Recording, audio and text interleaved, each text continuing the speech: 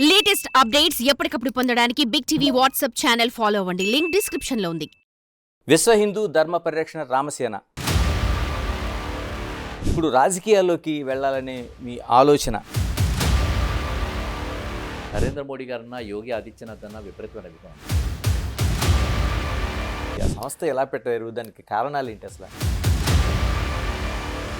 ఏదైనా చేయాలంటే సామాజిక బలం లేకుండా మీరు ఏమి చేయలేరు. నాకు ఇంత పేరు తెచ్చిన ప్రోగ్రాం గురించి మీకు బహుశా తెలిసే ఉంటుంది, బంగారు వరలక్ష్మి కానుక. 30,000 సభ్యత్వాలు చేశారంటారు. కంబాల శ్రీనివాసరావు గారి ఫైనల్ గోల్ ఏంటి అసలు? రాజకీయ లబ్ధిని ప్రజలకు తీసుకెళ్ళడం. విశ్వ హిందూ ధర్మ పరిరక్షణ రామసేన అధ్యక్షుడు కంబాల శ్రీనివాసరావుతో special interview. Welcome to Big TV. మనం ఆధ్యాత్మికంగాను రాజకీయంగాను అనేక సామాజిక కోణాల్లోనూ అనేక మంది వ్యక్తుల్ని పరిచయం చేసుకుంటుంటాం, వాళ్ళ ప్రయాణాన్ని చూస్తుంటాం. కానీ ఈరోజు మీకు ఒక ఇంట్రెస్టింగ్ వ్యక్తిని పరిచయం చేయబోతున్నాం. విశ్వ హిందూ ధర్మ పరిరక్షణ రామసేన రాష్ట్ర అధ్యక్షులు కంబాల శ్రీనివాసరావు మనతో ఉన్నారు. శ్రీనివాసరావు గారు నమస్తే. నమస్కారం అండి. అంటే నిజంగానే చాలా ఇంట్రెస్టింగ్ అండి. ఎందుకంటే మీరు ఒక ఆధ్యాత్మికవేత్తగా ఉన్నారు, సామాజికవేత్తగా ఉన్నారు. ఇలాంటి ప్రయాణం నుంచి ఇప్పుడు రాజకీయాల్లోకి వెళ్ళాలనే మీ ఆలోచన ఎందుకు ప్రారంభమైంది అసలు? నేను చేస్తున్న ఎన్నో విశిష్టమైన కార్యక్రమాలు చేస్తున్నప్పుడు భారతీయ జనతా పార్టీకి సంబంధించిన ప్రముఖులైనటువంటి, అంటే మొదట్లో ఇంకా కొంచెం ముందుకెళ్తే మొన్న రీసెంట్గా జరిగిన ఎలక్షన్స్లో కొత్తపల్లి గీత గారు మీకు తెలిసే ఉంటారు, అరకు ఎంపీ.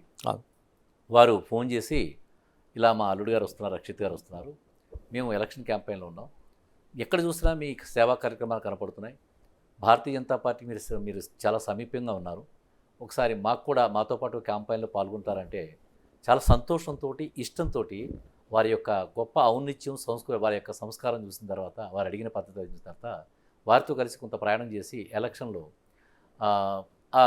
అక్కడ మిర్యాల శిరీష్ గారు అని చెప్పి వారి విజయానికి నేను తోడ్పాటు ఇవ్వడం జరిగింది.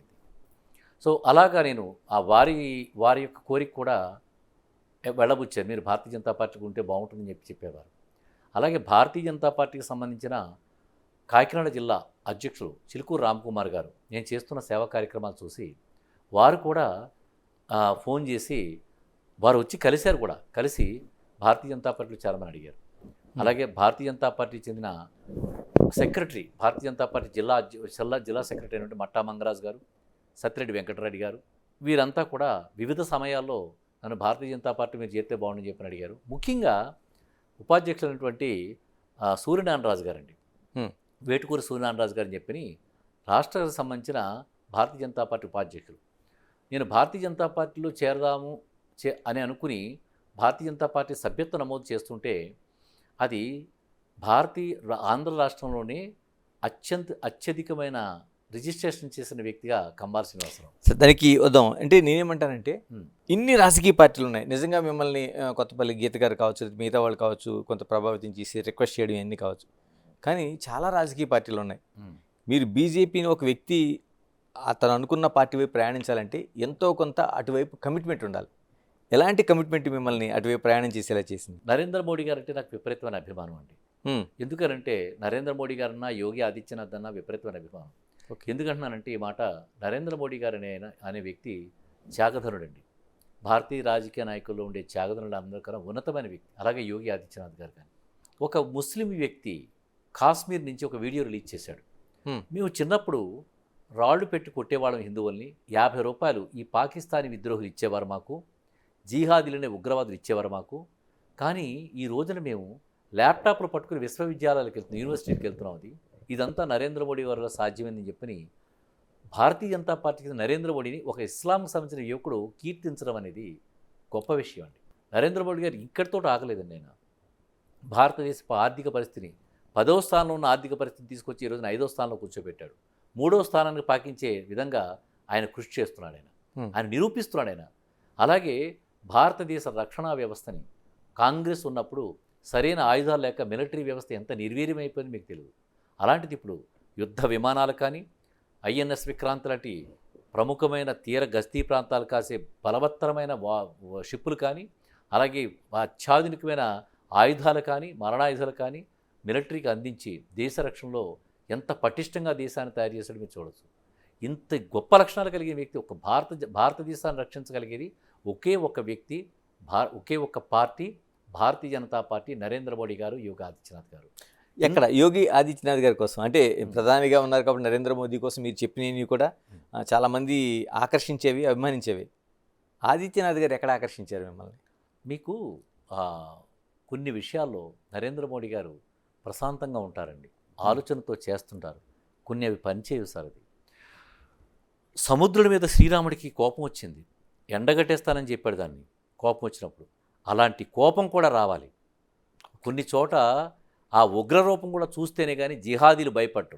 భారతదేశాన్ని నాశనం చేయడానికి ఎవడైతే ప్రయత్నం చేస్తున్నాడో అటువంటి వాళ్ళ మీద అత్యంత దారుణమైన శక్తిని ప్రయోగించాలి. అలా శక్తిని ప్రయోగించేది ఒక్కోసారి సౌమ్యుడు కాబట్టి నరేంద్ర మోడీ గారు ఉండు.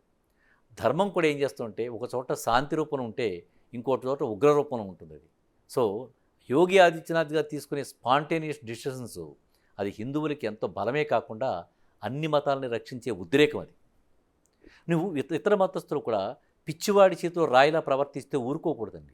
అతను ఏ మతస్థుడైనా కానీ అలా ప్రవర్తించిన వాళ్ళకి యోగి ఆదిత్యనాథ్ గారు కరెక్ట్ బుద్ధి చెప్తున్నారు. ఆయన ఇక్కడ ఆయన ఇలా చేస్తే రాజకీయానికి సంబంధించిన లబ్ధి ఏమైపోతుందని ఆలోచించే స్థాయి కాదు అయింది. ముందు అర్జెంటుగా అక్కడ ఆ నిర్ణయం తీసుకోవాలి కాబట్టి తీసుకోవాలి. కొన్ని విషయాల్లో యోగి ఆదిత్యనాథ్ గారు కూడా మెచ్చుకోవాలండి. సో యోగి ఆదిత్యనాథ్ అంటే కూడా చాలా ఇష్టం నాకు. శ్రీనివాస్ గారు, ఎందుకంటే తెలుగు రాష్ట్రాలకు సంబంధించి మన దేశ రాజకీయాలను పక్కన పెడితే తెలుగు రాష్ట్రాలకు సంబంధించి ప్రత్యేకంగా ఆంధ్రప్రదేశ్ రాష్ట్రం ప్రాంతీయ పార్టీలకి చాలా డామినేషన్ ఉన్నది. మనం గతం నుంచి ఎన్టీఆర్ పార్టీ ఆవిర్భావం దగ్గర నుంచి మనం చూస్తూ ఉన్నాం. ఇప్పుడు జనసేన కావచ్చు, లేకపోతే తెలుగుదేశం కావచ్చు, ఇప్పుడు బీజేపీ అందులో కూటమిగా ఉంది. అంటే ప్రధానంగా మనం తెలుగుదేశం, జనసేన అనేది ఒక ప్రాంతీయ పార్టీలుగా అక్కడ ఉన్నాయి. అంటే ప్రాంతీయ పార్టీలో ఉంటే రాజకీయ అధికారం కావచ్చు, ఇదంతా ఉంటుంది ఎక్కడైనా రాజకీయాల్లోకి వచ్చేవాళ్ళకి. మీ ఆలోచన దాన్ని భిన్నంగా బీజేపీనే ఎంచుకున్నారు. అంటే నిజంగా అధికారం అనుకుంటే ప్రాంతీయ పార్టీలోకి వెళ్ళొచ్చు. అసలు ఎక్కడ బీజేపీతో అంటే అధికారంతో కాకుండా కనెక్ట్ అయ్యారు మీరు? ఆంధ్రప్రదేశ్ రాష్ట్ర ప్రజలందరికీ కూడా ఒక అపోహను తొలగిస్తున్నానండి ఈరోజు నేను. ఎలా అంటే భారతీయ జనతా పార్టీకి మూలాలు లేవని చెప్పడం అని కంప్లీట్గా అపోహ అండి. భారతీయ జనతా పార్టీ చాలా పటిష్టమైన పార్టీ. దాని మీద ప్రాంతీయ పార్టీ లేరు ఉండిపోయింది. ఓకే, ఎందుకు ఉండిపోయింది మీకు విశదంగా చెప్తానండి. ఈ రోజున కంబాల శ్రీనివాసరావు మానవత్వాన్ని పటిష్టమైన ప్రధానమైన వాక్కుగా తీసుకుని ఎంతోమందికి సేవలు చేస్తున్న నేను 3 నియోజకవర్గాల్లో రాజకీయ పార్టీల కన్నా మానవత్వమే గొప్పది అనే నానుడితోటి మీరు 25వ తారీఖు నాడు వచ్చి అక్కడ జరగబోయే ప్రభంజనాన్ని చూసినట్టయితే ఎంతమంది దళితులు, మైనారిటీలు నాతో పాటు నడుస్తూ భారతీయ జనతా పార్టీలో జాయిన్ అవ్వడం సిద్ధం. ఎక్కడైనా మీరు దళితులు రిజైన్ చేస్తే వాళ్ళు వెళ్ళి వైఎస్ఆర్సీపీ నుంచి రిజైన్ చేస్తే వాళ్ళు వెళ్ళే తెలుగుదేశం వైపు వెళ్తారు, లేకపోతే జనసేన వైపు వెళ్తారు. భారతీయ జనతా పార్టీ వైపు రారండి. ఈరోజు కంబాల శ్రీనివాసరావు అంటే మానవత్వానికి బ్రాండ్ ఐకాన్గా ఉన్నాడు ఆయన. కాబట్టి ఇంతవరకు కూడా తెలుగుదేశాన్ని చూశారు, జనసేన చూశారు. నరేంద్ర మోడీ గారు ఉంటే ఉండే అభిమానం, హిందువుల పాలిట ధర్మమూర్తి, అన్ని మతాలని సమానంగా గౌరవిస్తున్నాడనే భావన ప్రజల్లో చాలా విస్తృతంగా ఉందండి. ఓకే, అలా ఉన్నంత మాత్రంతో సరిపోదండి. అక్కడ భారతీయ జనతా పార్టీ ఉండే నాయకుడు ఎవరైతే ఉన్నాడో ఆ నాయకుడు కులమత వర్గాలకు అతీతంగా మానవత్వం పేరు మీద సహాయం చేయగలిగే స్థాయిలో ఉండాడు ఆ నాయకుడు. అలాంటి నాయకుడు ఉంటే ఈ రాజకీయ పార్టీల గురించి, ప్రాంతీయ పార్టీల గురించి మర్చిపోయి భారతీయ జనతా పార్టీ వరకు వేగంగా రావడానికి ప్రజలు సంసిద్ధతగా ఉన్నారు. నేను చేసిన పనులు అలాంటి పనులు చేశాను. ఇప్పుడు మీరు వచ్చి చూస్తే నాతోటి ఎన్ని వేల మంది దళిత మైనారిటీ వర్గాలు నాతో పాటు పార్టీలో జాయిన్ అవ్వడం సిద్ధంగా ఉన్నారో 25వ తారీఖున ప్రత్యక్షంగా మీరు చూడవచ్చు. శ్రీనివాస్ గారు, ఇంకొకటి విశ్వ హిందూ ధర్మ పరిరక్షణ రామసేన అసలు చాలా యూనిక్గా ఉంది పేరు. అంటే ఆ పేరులోనే ఒక ఏదో సమ్ పవర్ ఈజ్ దేర్ ఉంటుంది. ఎలాగ ఆవిర్భావం జరిగింది? ఆ సంస్థ ఎలా పెట్టారు? దానికి కారణాలు ఏంటి? అసలు మాధ్యమాల్లో జరుగుతున్న దారుణాల సంబంధించిన వీడియోలు చూసి నేను చాలా మానసికంగా వేదనకు గురయ్యానండి. అంటే సొబుసోలు లాంటి దుర్మార్గులు లక్షల కోట్ల డాలర్లు భారతీయ సంస్కృతిని నాశనం చేయడానికి భారతీయులని, అన్నదమ్ముల్లో కలిసి ఉన్న భారతీయులని మతం అనే పేరు తీసుకొచ్చి, మతం అంటే నిజానికి దేవుడు కాదండి, మతం అంటే జీవన విధానం అది. కానీ దాని మతానికి దేవుడిని కలిపేసేసి వాళ్ళ యొక్క ఆర్థిక పరిస్థితిని బాగు చేసుకోవడానికి, రాజకీయ లబ్ధి పొందడానికి అమాయకులైన ప్రజల్ని, బలహీన వర్గ ప్రజల్ని మైనార్టీ వర్గ ప్రజల్ని మోసం చేస్తూ వాళ్ళ దగ్గర నుంచి లబ్ధి పొందే కార్యక్రమాలు రూపొందిస్తూ భారతదేశ సంస్కృతిని, వైభవాన్ని, విశిష్టతని, దాని యొక్క గొప్పతనాన్ని నాశనం చేయడానికి విదేశీయుల యొక్క చేతిలో కీలుబొమ్మలుగా మారి స్వప్రయోజనాలు ఆశిస్తూ భారతీయులు అనే పదాన్ని మతాల పేరిట విడగొట్టి చేస్తున్న పనులన్నీ కూడా వీడియోల రూపంలో చూశానండి. ఏదైనా చేయాలంటే సామాజిక బలం లేకుండా మీరు ఏమి చేయలేరు. నేను హైదరాబాద్లో ఉండి నేనేమి చేయలేను కాబట్టి గోకులం గ్రామానికి చేరుకున్నాను. అక్కడ నేను మా ఊరి దేవాలయం అయినట్టు దేవి చౌక్ ఆలయంలో ఒక పంతులు గారు, వల్లూరి జగన్నాథ్ శర్మ గారు పంతులు గారైనా, ఆయనతో కలిసి మొట్టమొదటిగా ఆలయంలో దుర్గాదేవి ఆలయంలో 50 కేజీల పులిహార తయారు చేయించి అక్కడ పంచిపెట్టడమే కాకుండా కొన్ని గ్రామాలకు పంపి వితరణ చేయడం అనే కార్యక్రమం మొదలుపెట్టాను ప్రారంభంలో ఫస్ట్. అదొకటి కాకుండా ప్రతి మంగళవారం గర్భిణీ స్త్రీలకు, పేద గర్భిణీ స్త్రీలకు పాలు, పళ్ళు, రొట్టెలు ఇవ్వడం కాకుండా వాడు 9 నెలల గర్భిణి అలా నుంచుని ఉండేదండి. నేను వెళ్ళేటప్పుడు చూస్తేనే వాళ్ళకి అందరికీ కుర్చీలు అవి కొని ఒక 100 కుర్చీలు కొనివ్వడం, అలాంటి పనులు చేయడం అక్కడ స్టార్ట్ చేశారు. అది అయితే ఇక్కడ చాలా ముఖ్యమైన వ్యక్తిని మీకు పరిచయం చేస్తూ మధ్య మధ్యలో తీసుకొస్తుంటాను ఆ వ్యక్తిని. అతను వర్సాల ప్రసాద్, దళిత నాయకుడు. 12 సంవత్సరాలుగా వైఎస్ఆర్సీపీలో కరడుగట్టిన వైఎస్ఆర్సీపీ నాయకుడు. అతను స్టేట్ సెక్రటరీగా కూడా అతను పదవిని ఎంజాయ్ చేస్తున్నాడు. అతను అటువంటి నాయకుడు నేను చేసే పనులన్నీ చూస్తూ ఉన్నాడు.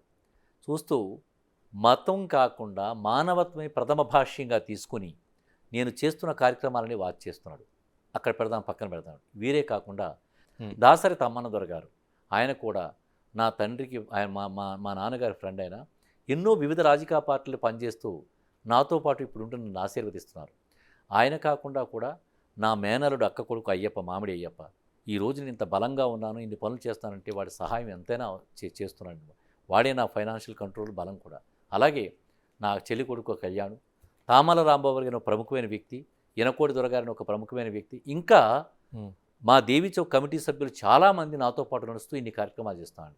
ఈ కార్యక్రమాల్లో చాలా విలువైన కార్యక్రమం ఒకటి, నాకు ఇష్టమైన కార్యక్రమం ఏంటంటే, భర్త చనిపోయి 2 పిల్లలతో ఉంటూ, 3 పిల్లలతో ఉంటూ ఎలా బ్రతకాలో తెలియని పేద మహిళలకు, భర్త అనారోగ్యంతో మంచం మీద పడి పిల్లలతో బాధపడుతున్న పేద మహిళలకు మేము వారి కుటుంబ సంఖ్యను బట్టి 10 కేజీల బియ్యం నుంచి 25 కేజీల బియ్యం దాకా మేము ప్రతి నెల ఉచితంగా బియ్యం ఇస్తున్నామండి. ఇలాగ 50 కుటుంబాలకు ఇస్తున్నాం, దాన్ని 100 కుటుంబాలకు పెంచుతున్నాం అనమాట అండి. ఇది కాకుండా నాకు ఇంత పేరు తెచ్చిన ప్రోగ్రాం గురించి మీకు బహుశా తెలిసే ఉంటుంది, బంగారు వరలక్ష్మి కానుక. అదే నేను అడదలుచుకున్నాను.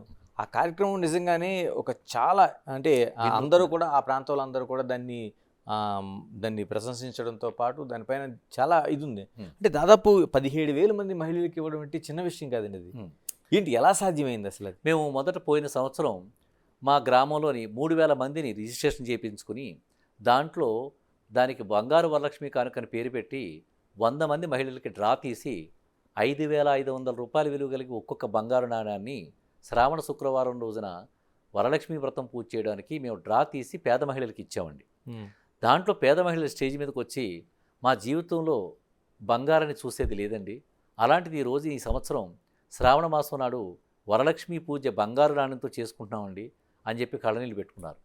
దాని స్ఫూర్తితో ఈ సంవత్సరం 3 నియోజకవర్గాల్లో, రాజానగరం, జగ్గంపేట, రంపచోడవరం నియోజకవర్గాల్లో 3 నియోజకవర్గాల్లోని 17,000 మందిని రిజిస్ట్రేషన్ చేసుకుని, నాకు 50 మంది ఎంప్లాయీస్ ఉన్నారండి, వాళ్ళతో రిజిస్ట్రేషన్ చేయించుకుని దాంట్లోంచి ఒక 1/2 కేజీ బంగారం తెప్పించి, అంటే 500 గ్రాముల బంగారం తెప్పించి ఒక్కొక్క శ్రీమూర్తికి విజేతలైనటువంటి ఆ 17,000 మంది నుంచి తీసిన 500 మంది, అంటే వివిధ గ్రామాల్లో నిర్వర్తించాం ఈ కార్యక్రమం అంతా కూడా. దానికి కూడా చాలా ఖర్చు అయింది. అలా నిర్వర్తించిన దాంట్లో 500 మంది మహిళలకి 7,500 రూపాయలు, ఫస్ట్ది 5,500 రూపాయలు కొంటే ఇప్పుడు 7,500 రూపాయలు పడింది మాకు. అది 7,500 రూపాయలు విలువ కలిగి ఒక్కొక్క బంగారు నాణ్యాన్ని శ్రావణ మాసంలోని శుక్రవారం నాడు వరలక్ష్మి పూజ చేసుకోవడానికి 500 మంది మహిళలకు ఇస్తే, అసలు ఎవరి కంబాల శ్రీనివాసరావు జాకెట్ ముక్క పెడతారు, అరటిపండు చేతిలో పెడతారు, చీర కొంటారు మ్యాక్సిమం.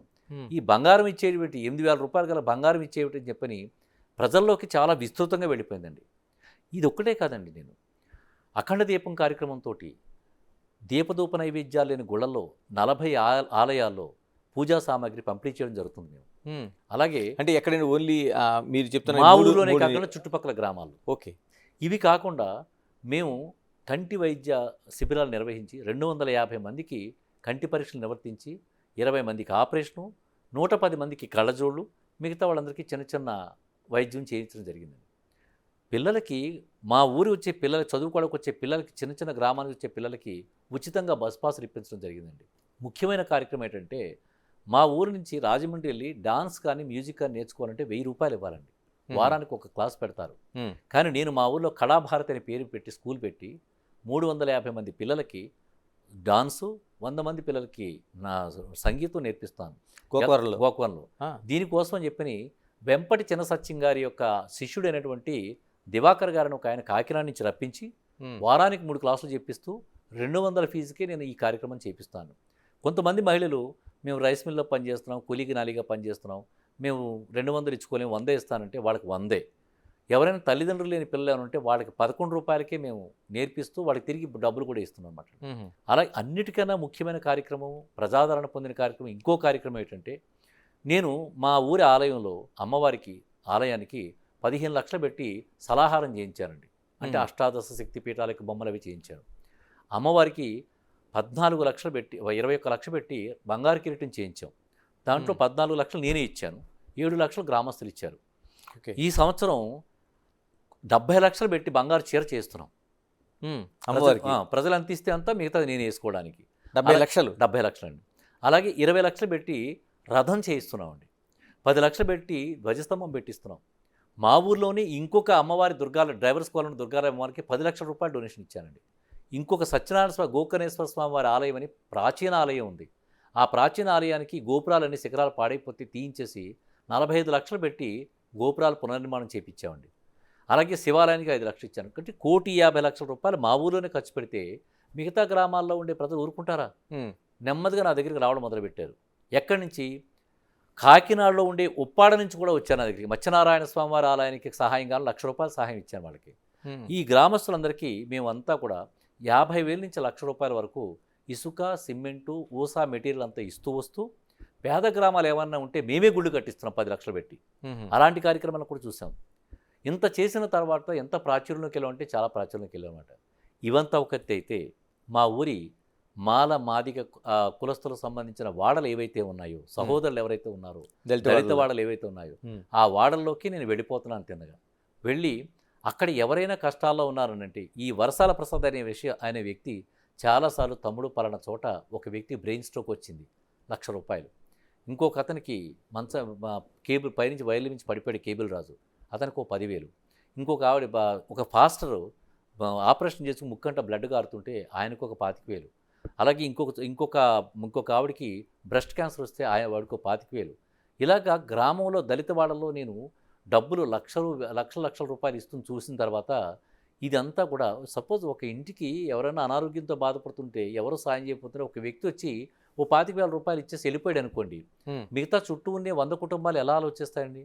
అంటే రాజకీయ పార్టీలకు అతీతంగా మానవత్వం అనేది ఒకటి ఉందా అనే ఆలోచనలో పడ్డారండి. అంతే కదండి. నేను ఈ పనులన్నీ చేస్తూ ఎన్నో లక్షల రూపాయలు దానం చేస్తుంటే నేను ఢిల్లీలో ఉన్నప్పుడు ఈ వరసాల ప్రసాద్ ఫోన్ చేశాడండి. తమ్ముడు ఒక వీడియో పెట్టాను చూడని చెప్పాను అన్నాడు. వీడియో ఓపెన్ చేస్తే ఆ దళిత వాడలకు సంబంధించిన కుల పెద్దలందరూ ఒక చోట చేరారు. కళ్యాణ మండపంలో కూర్చుని కంబాల శ్రీనివాస్ అనే వ్యక్తి రాజకీయ పార్టీలకు అతీతంగా, కులమతాలకు అతీతంగా మానవత్వాన్ని ఆశయం చేసుకుని మన దళితులకి ఇంతమందికి సహాయం చేస్తూ అండదండలుగా ఉంటూ ఎవరు ఏమడిగినా ఇస్తున్నాడనంటే మనకు రాజకీయ పార్టీలతో పనే ఉంది తమ్ముడు అని చెప్పి మాట్లాడుకుంటూ అక్కడే నేను వైఎస్ఆర్సీపీ పార్టీకి 36 సంవత్సరాలుగా నేను ఇక్కడ ఉన్న రాజకీయాల్లో ఉన్నాను. 12 సంవత్సరాల నుంచి కరడుగట్టిన వైఎస్ఆర్సీపీ సెక్రటరీని, స్టేట్ సెక్రటరీని, నేను నా పార్టీకి రాజీనామా చేస్తాను, మీరు నాతో ఎంతమంది నడుస్తున్నారని చెప్పి వీడియోలో మాట్లాడుతుంటే అక్కడున్న కుల పెద్దలందరూ కూడా ఒక్కొక్కడుగా మేము పలానా పోస్టుకు రాజీనామా చేస్తాం, పలానా పోస్ట్ రాజీనామా చేస్తాం, అందరూ రాజీనామా చేసేసి నేను భారతీయ జనతా పార్టీలో జాయిన్ అవుతానని తెలిసి ఈ దళితులు, మైనారిటీలు అందరూ కూడా 100 మంది ఇప్పుడు నిర్ణయం తీసుకుని నాతో నడవడానికి సిద్ధమయ్యారండి. ఈ 100 మందిని చూసి ఇప్పుడు వేలాది మందిగా వస్తున్నారు.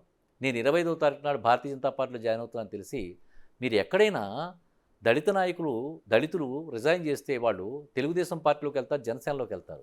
భారతీయ జనతా పార్టీకి మైనారిటీలు, దళితులు రారండి. కానీ ఈ రోజుని గోకవరం వచ్చి మీరు సర్వే చేసుకోండి, చుట్టుపక్కల గ్రామాలకు సర్వే చేసుకోండి, కంబాల శ్రీనివాసరావు అంటే ఏంటని మీకు తెలుస్తుంది. అంటే నేను ఏం చెప్తున్నానంటే మానవత్వానికి ప్రథమ పేటేసి లోపల కుళ్ళు భావాలు లేకుండా పార్టీలకు అతీతంగా పనిచేస్తే నువ్వు వైఎస్ఆర్సీపీ పార్టీవా, తెలుగుదేశమా, జనసేన, భారతీయ జనతా పార్టీ ఎవరో ఆలోచించరండి. కరెక్ట్. అక్కడ మిమ్మల్ని ఆశ్రయిస్తారు ప్రజలు, మిమ్మల్ని అభినందిస్తారు, మీతో పాటు కలిసి నడుస్తారు. అలాంటి వాతావరణం ఆంధ్రప్రదేశ్లో వస్తే భారతీయ జనతా పార్టీ ప్రభుత్వంలోకి ఎందుకు రాదండి? అంటే శ్రీనివాస గారు మీరు చెప్తున్నాయన్నీ చూస్తుంటే బంగారు కానుక దగ్గర నుంచి ఎడ్యుకేషన్ సంబంధించి లేకపోతే గుళ్ళు జీర్ణావస్థ చేరుకున్న గుళ్ళ దగ్గర నుంచి ఎన్ని కార్యక్రమాలు ఉన్నాయండి అసలు? నాకు అది కంటిన్యూ 18 రకాల కార్యక్రమాలు మేము చేస్తున్నాం టోటల్గా. అంటే 18 రకాల విశిష్టమైన కార్యక్రమాలు చేస్తున్నాం. చాలా గొప్ప కార్యక్రమాలు చేస్తున్నాం. దీనికి ఇలా చేస్తూ ముందుకు పోతున్నాం. దానివల్లనే మాకు ఈ రోజుని 3 నియోజకవర్గాల్లో కూడా విశిష్టమైన ప్రాచుర్యం ఉంది. ఎక్కడికైనా నన్ను ఆహ్వానిస్తున్నారు. ఏదైనా సంతర్పణ ఉందంటే ఫస్ట్ నా దగ్గర నుంచి వచ్చి విరాళం తీసుకెళ్తారు. దానికి నన్ను భోజనానికి పిలుస్తారు. ఏదన్నా చిన్న షాపులు పెట్టుకుంటే కటింగ్ చేయమని చెప్పి నన్నే ప్రారంభోత్సవం నన్నే పిలుస్తున్నారు. ఇలాంటి మార్పు ఆంధ్రప్రదేశ్లోని జగ్గంపేట నియోజకవర్గం, రాజానగరం నియోజకవర్గం, రంపచోడవరం నియోజకవర్గం జరుగుతుందండి. అంటే శ్రీనివాసరావు గారు, మన దగ్గర 100 రూపాయలు ఉంటే ₹1 ఎవరికైనా ఇవ్వడం కోసం చాలా ఆలోచిస్తాం. దేవుడికి ఇచ్చేటప్పుడు కూడా చిల్లర ఉందేమో చూసే పరిస్థితులు ఇప్పుడు ఈ రోజుల్లో.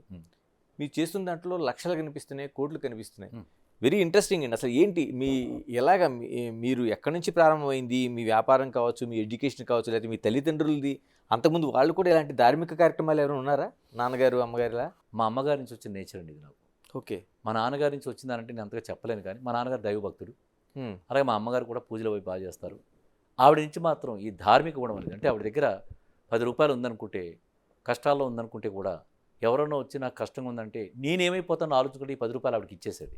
ఆ గుణం నాకు వచ్చిందండి. నేను కూడా నా ఫ్యామిలీతో ఇబ్బంది పడ్డానండి. ఎందుకు పడకూడదు? తప్పనిసరిగా పడాలి. నేను కష్టాల్లో ఉన్నప్పుడు, నేను ఉద్యోగం చేసుకునేటప్పుడు, చిన్న ఉద్యోగాలు చేసుకునేటప్పుడు నా దగ్గర 10,000 ఉంటే ఎవరైనా వచ్చి అడిగినా, లేకపోతే కుటుంబంలో ఏదైనా అర్జెంటుగా వేరే అక్క కానీ తమ్ముడు కానీ ఎవరికైనా అర్జెంటు పరిస్థితి ఉన్నా వాళ్ళు ఏదైనా అడిగితే వెంటనే నా అవసరాలు చూసుకోకుండా ఇచ్చేయడం జనరల్గా ఇంట్లో ఉండే వైఫ్కి నచ్చదు. అవును. సో చిన్నగా బాధపడతారు. ఆ బాధ మాకు ఉంది. అది మీరు ఎందుకు ఇలా చేస్తానని చెప్పి అడుగుతారు, తప్పేం కాదండి అది. కానీ నాకుండే నేచర్ ఏంటంటే తనకు తెలియకుండా ఇచ్చేయడం మొదలుపెట్టాను. మా పిల్లలకు కూడా తెలిసిందండి. వాళ్ళు కూడా డాడీ మనం ఇలా కరెక్ట్ కాదు. అలాగే ఎంతమంది పిల్లలు? మీరు పిల్లల ప్రస్తావన? 2 అమ్మాయిలండి. 2 అమ్మాయిలకి వివాహం చేశాను. 2 అల్లుళ్ళు కూడా పవన్లే. వాళ్ళిద్దరి పేరు కూడా పవనే. ఓకే. సో వాళ్ళు అమెరికాలో స్థిరపడ్డారు. వాళ్ళు గ్రీన్ కార్డు హోల్డర్స్. సో అక్కడ సెటిల్ అయిపోయారు. సో వాళ్ళు కూడా ఇలా చేయడం ఎవరికి నచ్చదు మొదట. కానీ ఒక ధర్మం అయితే ఉందండి. మనలో మార్పు రాకుండా మంచితనంగా ఎదురుకెళ్ళిపోతుంటే, కష్టపడి నష్టపడినప్పుడు కూడా మనలో మార్పు రాకపోతే దైవం డైరెక్ట్గా సహాయం చేయడం మొదలు పెడుతుంది. నాకు వ్యాపార రంగంలో, రియల్ ఎస్టేట్ రంగంలో బాగా కలిసి వచ్చింది. నా గురువుల ఆదేశానుసారం నేను సంపాదించిన దాంట్లో 10 నుంచి 30% వరకు నేను ఈ దైవ కార్యక్రమాలకి, తల్లిదండ్రులకి, సమాజ సేవకి, గురువులకి ఖర్చు పెట్టడం అలవాటు చేసుకున్నాను. దానిలో భాగంగానే ఈ కార్యక్రమాలన్నీ చేస్తున్నాను. శ్రీనివాస్ గారు, ఇంకొక ఇంట్రెస్టింగ్ ఏంటంటే మీ దాంట్లో 30,000 సభ్యత్వాలు చేశారంట వాటి. అంటే ఆ ఏరియా అనేది చాలా చిన్నది యాక్చువల్గా. ఎలా సాధ్యమైందండి పార్టీకి? సరే, చాలా మీరు అడగడం, మీకు ఆ పాయింట్ ఎలా తెలుస్తుందో నాకు తెలియదు కానండి, నేను చెప్పాలి కూడా దాని గురించి. మీరు ఆఫ్లైన్లో ఎన్నైనా సభ్యత్వాలు చేసేసుకోవచ్చు. అవును. లక్షల కోట్లు రాసేసుకోవచ్చు ఆఫ్లైన్లో. అవును. ఆన్లైన్లో సభ్యత్వం చేయడం చాలా కష్టం సార్. ఎందుకంటే ఆంధ్రప్రదేశ్లో 30,000 సభ్యత్వాలు చేసిన ఏకైక భారతీయ జనతా పార్టీలో ఇంకా చేరకుండానే నమోదు చేసుకుంటే నాకు ఫాలోవర్స్గా 30,000 మంది వచ్చిన ఏకైక వ్యక్తిని నేను ఒక్కడినే. అలాగా 30,000 సభ్యత్వాలు చేయడమే గొప్ప కాదండి. ఇంకా ఇంకో విషయం ఉంది. క్రియాశీలక సభ్యత్వం అంటే, మీరు ఒక క్రియాశీలక సభ్యత్వంగా మారాలంటే మీ రెఫరెన్స్ ద్వారా 50 మంది భారతీయ జనతా పార్టీలో జాయిన్ అయితే మీరు ఒక క్రియాశీలక సభ్యత్వం గల మనిషి అవుతాడు. ఇలాంటి వ్యక్తులు ఉన్నవాళ్ళు భారతీయ జనతా పార్టీలో మహా అయితే 4 ఉంటారు, 5 ఉంటారు. ఒక లీడర్కి 10 మంది ఉంటారు, 20 మంది ఉంటారు. నాకు 100 మంది ఉన్నారండి క్రియాశీలక సభ్యులు. క్రియాశీలక సభ్యత్వాలు చేసిన వాళ్ళు నాకు 100 మంది ఉన్నారు. 2 బుక్కులు సంతకాలు పెట్టి పంపించాను భారతీయ జనతా పార్టీకి. ఇవన్నీ చూసిన తర్వాత వేటుకూరు సూర్యనారాయణరాజు గారు ఒకసారి మన భారతీయ జనతా పార్టీకి సభ్యత్వం జగ్గంపేట నియోజకవర్గానికి ఇంత స్పీడ్గా ఎలా పెరుగుతుందని చెప్పి నేను ఎంక్వైరీ చేస్తే కంబాల శ్రీనివాసన్ తెలిసిందండి. సూర్యనారాయణరాజు గారు అప్పటికప్పుడు బయలుదేరి వెహికల్ తీసుకుని కాకినాడ నుంచి వచ్చేసారండి. ఆయన వచ్చి నన్ను ప్రత్యేకంగా నా ఆఫీస్కి వచ్చి నన్ను అభినందించి, శ్రీనివాస్ సారు మిమ్మల్ని గుర్తించడం ఆలస్యమైంది అని చెప్పి అభినందించారు. ఆయన చాలా ఉత్సాహపరిచారండి నన్ను ఆయన. సో అటువంటి స్థాయికి నేను భారతీయ జనతా పార్టీలో రాకముందే నాకు ఇంతమంది సభ్యత్వం చేసిన మా జనాలు ఉన్నారండి. నేను వచ్చిన తర్వాత, నేను నిర్ణయం తీసుకున్న తర్వాత, డేట్ అనౌన్స్ అయిన తర్వాత జనాలు ఉధృతంగా ఉన్నారండి. ఇప్పుడు 25న జరిగే కార్యక్రమం, ఎందుకంటే ఇప్పటివరకు మీరు ఆ లైన్ అంతా ఆధ్యాత్మికంగా ఉన్నారు, పార్టీ లైన్లోకి ఎంటర్ అయ్యారు. ఇప్పుడు పార్టీలోకి డైరెక్ట్గా ప్రత్యక్ష రాజకీయాల్లోకి దిగబోతున్నారు. ఎలా జరగబోతుంది కార్యక్రమానికి? ఎంతమంది రాబోతున్నారు? ఎలాగ ఏర్పాట్లు ఎలా జరుగుతున్నాయి? ఒక పెద్ద కార్యక్రమం అండి. ఒక సీఎం క్యాంప్కి ఎలా వస్తుందో రమేష్కి ఎలా వస్తారో అంత స్థాయిలో మేము చేస్తున్నామండి. జర్మన్ షెడ్స్ వేస్తున్నారు వాళ్ళు, 30 లారీలతో జనం వచ్చారు, 500 మంది పనిచేస్తున్నారు 15 రోజుల నుంచి అవన్నీ నిర్మించడానికి. 10,000 మంది జనం వస్తున్నారు. సెంట్రల్ నుంచి మినిస్టర్ గారు వస్తున్నారు, శ్రీనివాస్ వర్మ యాదవ్ గారు. అలాగే స్టేట్ నుంచి సత్యకుమార్ యాదవ్ గారు వస్తున్నారండి, సోము వీర్రాజు గారు. మా భారతీయ జనతా పార్టీ సంబంధించిన ప్రముఖులు, జిల్లా అధ్యక్షులు అందరూ వస్తున్నారు, స్టేట్ జిల్లా అధ్యక్షులు అందరూ వస్తున్నారండి. అలాగే మనకి కొత్తపల్లి గీత గారు ఇన్విటేషన్ పంపించడం జరిగింది. అలాగే చాలా ప్రముఖులు, ఎవరైతే కోట్లాది రూపాయలు ఖర్చు పెట్టిన భారతీయ జనతా పార్టీ నాయకులు కూడా వాళ్ళందరూ వస్తున్నారండి. ఇంతమంది సమక్షంలో మేము చాలా భారీ ఎత్తున, ముఖ్యమైన ఇంకా సంతోషకరమైన విషయం ఏంటంటే మేము చాలా డేట్లు ఇచ్చాం. 8 నెలల క్రితమే మేము జాయిన్ అవుదాం అనుకున్నాం. ఓకే, చాలా డేట్లు ఇవ్వడం జరిగింది. నేను మహాగణపతి వంక చూసి నాకు ఈ విఘ్నాలు ఏంటి స్వామి అనుకున్నామని, కానీ ఆ స్వామివారి యొక్క సంకల్పం గొప్పగా ఉంటుంది కదా. సో మేము మొన్న ఈ మధ్యన అడిగినప్పుడు మళ్ళీ 3 డేట్లు ఇచ్చాను. వాళ్ళు ఎప్పుడు 3 డేట్లు అడుగుతారు, 20, 22, 25 నా జన్మ నక్షత్రాన్ని బట్టి వాళ్ళు అడిగారు డేట్లు. ఇచ్చాను.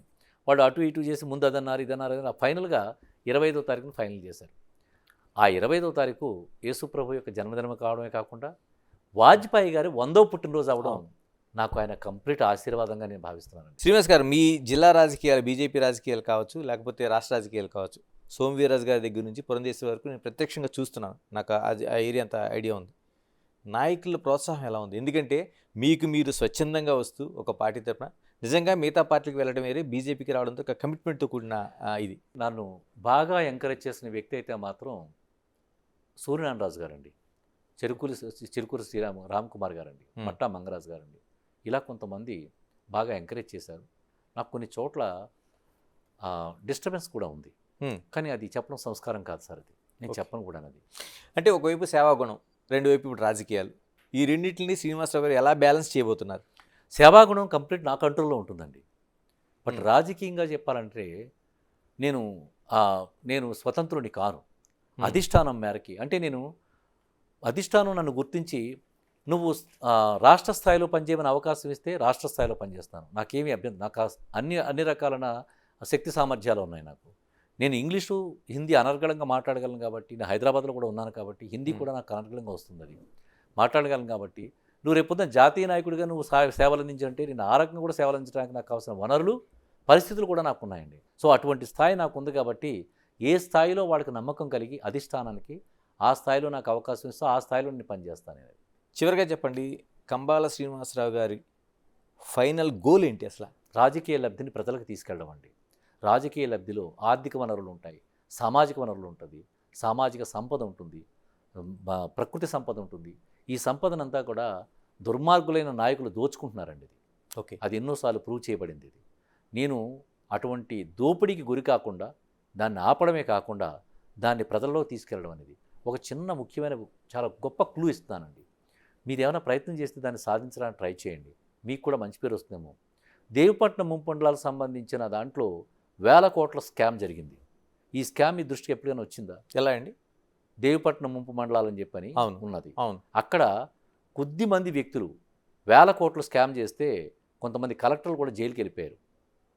దానికి సంబంధించిన ఫైల్స్ నేను ఆల్రెడీ పంపించడం జరిగింది. కొత్తపల్లి గీత కూడా ఈ విషయంలో చాలా సహకరించారు నాకు. వారు కూడా, ఎందుకంటే గోదావరికి ఎప్పుడు వరదలు వచ్చినా మీ దేవిపట్నం మునిగిపోవాల్సిందే. మునిగిపోవడం కాదండి, అక్కడ ఎవరైతే పేదలకు సంబంధించిన మన్య ప్రాంత ప్రజలు ఉన్నారో వాడికి 10 ఎకరాల పొలం ఉంటే, వాడి తినడానికి తిండి లేని పరిస్థితులు వాడుకుంటే, వాడికి ఒక ఎకరం 14 లక్షల చొప్పున 1,40,00,000 రూపాయలు వాడికి శాంక్షన్ అయితే, ఆ పొలం మాది అని చెప్పి దొంగ పత్రాలు సృష్టించి వారి డబ్బు దోచుకుని వీరు ఇప్పటికీ కూడా వాళ్ళు మైగ్రేట్ అయిపోయిన వాళ్ళకి అన్నం లేకుండా వాడిని తిప్పలు పెడుతున్న పరిస్థితులు ఇప్పటికీ నేను వాడు గోరుమని ఏడుస్తున్నారండి. వాళ్ళని పట్టించుకునే నాదుడు లేదు. నేను అన్ని వీడియోలో ఈ విషయాన్ని తెలియపరుస్తున్నాను.